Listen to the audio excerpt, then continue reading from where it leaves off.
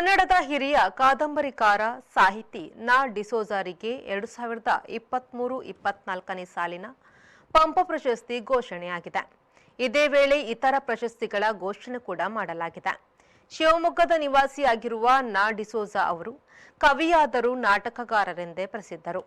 ಹಾಸನದ ಬಾನು ಮಸ್ತಾಕ್ರಿಗೆ ದಾನ ಚಿಂತಾಮಣಿ ಅತ್ತಿಯಬ್ಬೆ ಪ್ರಶಸ್ತಿ, ತುಮಕೂರಿನ ಚನ್ನಬಸಯ್ಯ ಅವರಿಗೆ ಗುಬ್ಬಿ ವೀರಣ್ಣ ಪ್ರಶಸ್ತಿ, ಇದಲ್ಲದೆ ಅಕ್ಕಮಹಾದೇವಿ ಪ್ರಶಸ್ತಿ, ಕನಕಶ್ರೀ ಪ್ರಶಸ್ತಿ, ಸಂತ ಶಿಶುನಾಳ ಶರೀಫಾ ಪ್ರಶಸ್ತಿ, ಶಾಂತಲಾ ನಾಟ್ಯ ಪ್ರಶಸ್ತಿ, ಜಾನಪದ ಶ್ರೀ ಮೊದಲಾದ ಪ್ರಶಸ್ತಿಗಳನ್ನು ಕೂಡ ಘೋಷಣೆ ಮಾಡಲಾಗಿದೆ.